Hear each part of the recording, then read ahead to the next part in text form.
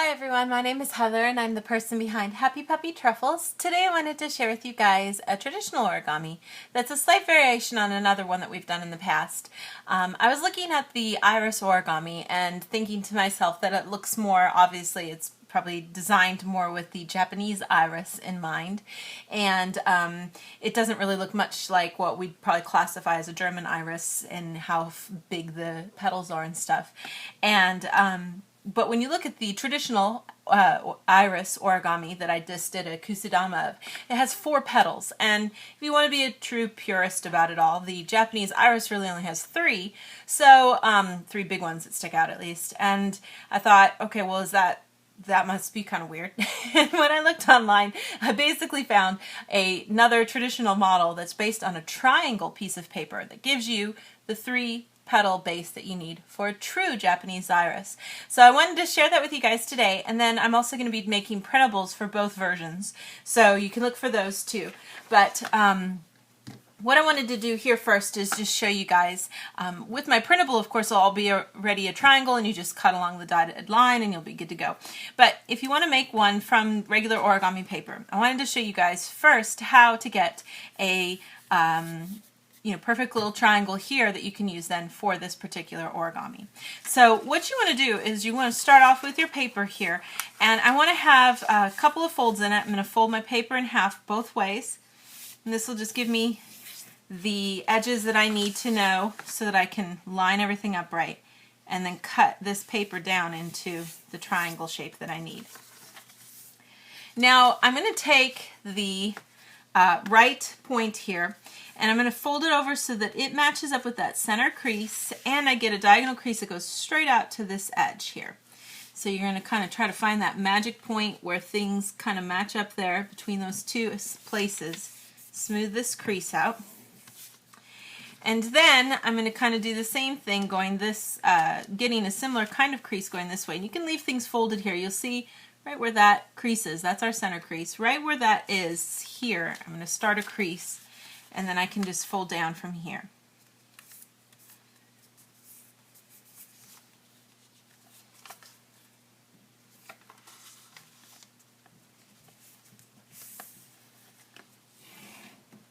And once you've got both of those creases, then you can just cut right along these edges to give us our triangle. So now I've got my little triangle here.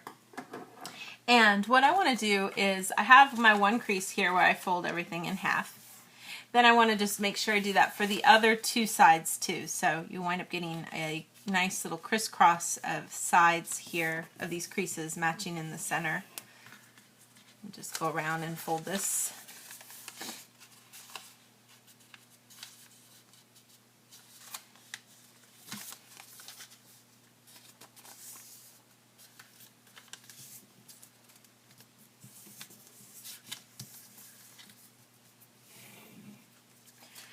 So that you get all of those coming there in the middle. And then if you just bring these 2 down, you get this little guy to stand up, you can just push that to the left or the right, it doesn't really matter.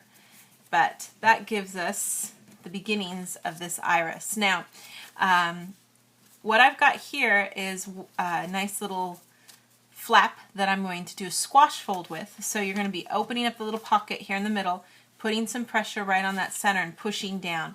Now it's hard to know if you're doing this straight, so the best thing you can do is to kind of flip it over and make sure that when you smush it down, kind of work backwards here, that you're getting things lined up with this center crease in both sides here. And from there we can then smush things out. Like so. And then I'm just going to go ahead and repeat these steps for my other sides too. And you'll notice, like from this point, this is very similar to with the 3-petaled kind of iris too.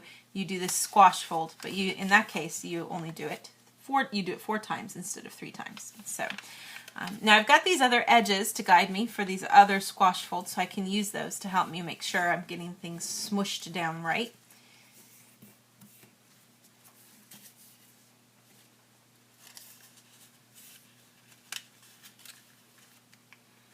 When you're finished, you should get 3 nice little squash folds here. Now you want to open up here so that you can find a place where you're looking at this nice open area here. And I want to go ahead and take and fold this part down here to the center. And fold this side too.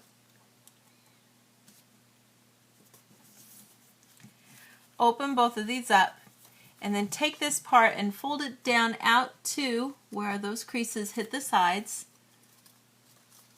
And as you push it open, we're just going to let it lay flat as we push it down and out.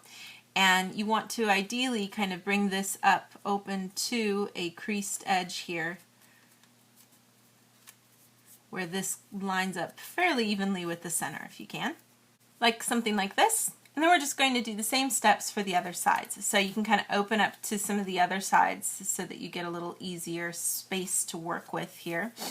And fold in again and create the same kind of crease. Now this does seem a little awkward because you've got extra sides, things maybe aren't lining quite up right, but you want to just try your best to get everything kind of folded over here and then opened out to create that little tab there that we need.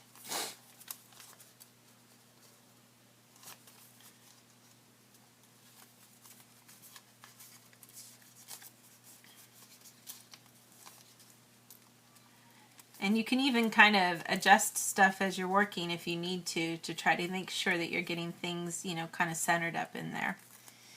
And we'll do this the total of 3 times.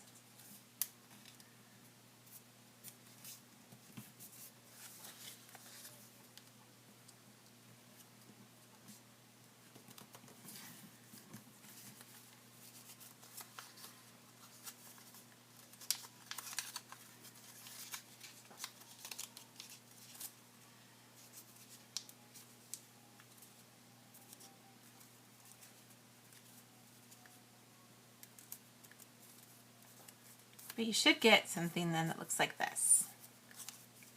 And I'm going to take each of these little tiny flaps that I just made, I'm going to fold them up. So find where the third one is then hiding over here too. And you should have 3 sides now with those little guys folded up. Now I want to actually open up to one of these clear sides that you see here. And this time I'm going to fold the bottom part into the center. And you'll notice, if you've made the 4-petaled iris, this particular iris has much longer petals and the base is a little shorter, which might even be more true to how the flower is too, actually. So we'll get all these guys folded in. And again, this step you're going to also do 3 times. So I've got these 2 that are on opposites of each other. That was easy. And then we just want to make sure to find this last one over here. Get this folded in too.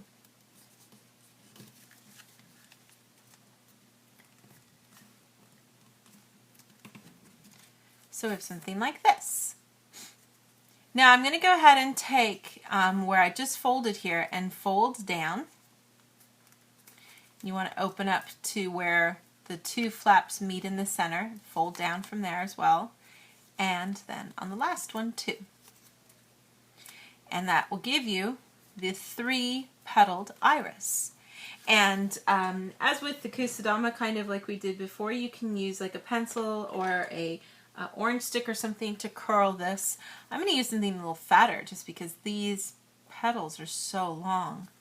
I think I can really get a good kind of curl without it needing to be too tight. You can kind of play around with it and see what you think works best. The smaller your stick is, then the tighter a curl you'll get from everything. But you can kind of see the pretty effect you get with this, and it only has the 3 petals. So using a triangle leads to having just the 3 petals for this Japanese iris. Now I'll have, like I said, I'll have the printables for both the other traditional Japanese iris that actually has 4 petals, and then this one too, and other fun projects to share with you guys in the days to come. Thanks again always so much for watching, and I'll see you guys next time. Bye!